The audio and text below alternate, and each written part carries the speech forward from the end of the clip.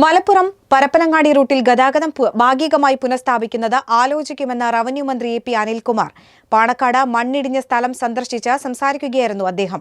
പ്രദേശത്തെ മണ്ണ് മുഴുവനായി നീക്കം ചെയ്തിട്ടില്ല. ഗതാഗതം പുനഃസ്ഥാപിക്കാൻ ജിയോളജി ഉൾപ്പെടെയുള്ള എക്സ്പെർട്ട് കമ്മിറ്റിയുടെ റിപ്പോർട്ട് ആവശ്യമാണ്. പ്രധാന പാതയായതുകൊണ്ട് ഗതാഗതം പുനഃസ്ഥാപിക്കാൻ സാധിക്കുമോ എന്നാണ് പരിശോധിക്കുന്നത്.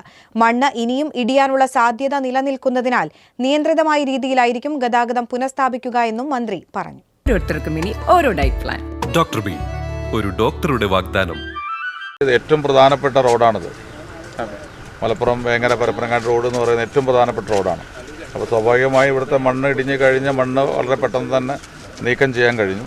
പക്ഷേ ഇപ്പോൾ നമുക്ക് ഇവിടെ ഗതാഗതം പുനഃസ്ഥാപിക്കണം.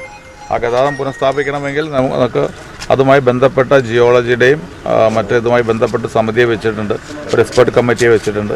ആ എക്സ്പെർട്ട് കമ്മിറ്റി റിപ്പോർട്ട് കൂടി കിട്ടണം. അങ്ങനെ കിട്ടിക്കഴിഞ്ഞാൽ നമുക്ക് എനിക്ക് തോന്നുന്നു ഒരു റിസ്ട്രിക്റ്റഡ് എന്ന് പറയാവുന്ന ഒരു നിയന്ത്രിതമായിട്ടുള്ള, അത് പൂർണ്ണമായിട്ടുമല്ല എന്നാൽ ചില ഓപ്പണായിട്ടുള്ള ഒരു രീതിയിലായിരിക്കണം ഫസ്റ്റ് ഘട്ടത്തിൽ പോകാൻ കഴിയാമെന്ന് എനിക്ക് തോന്നുന്നു. ഇവിടുത്തെ ഒരു സാഹചര്യം കാണുമ്പോൾ ഏത് സമയവും നമുക്ക് ഒരു തുറന്നു കൊടുക്കാൻ കഴിയുമെന്ന് എനിക്കറിയില്ല. എന്തായാലും 5:30 മണിക്ക് കളക്ടർ എക്സ്പെർട്ട് കമ്മിറ്റിയുടെ ഒപ്പീനിയൻ കൂടി എടുക്കും, ജിയോളജിയുടെ ഒപ്പീനിയൻ എടുക്കും. അതെടുത്ത് കഴിഞ്ഞിട്ട് നമുക്ക് എങ്ങനെ ഇത് ഓപ്പൺ ചെയ്ത് കൊടുക്കാൻ കഴിയും, അതിൻ്റെ അപകടാവസ്ഥ നമുക്ക് ഇപ്പോൾ ഇല്ലാത്ത സാഹചര്യമാണോ അല്ലെങ്കിൽ ഇടവിട്ട് കൊടുക്കാൻ കഴിയുമോ. നമ്മൾ ചില സ്ഥലങ്ങളിലൊക്കെ മേപ്പാടിയിലൊക്കെ നമ്മൾ അങ്ങനെയാണ് ചെയ്തത്.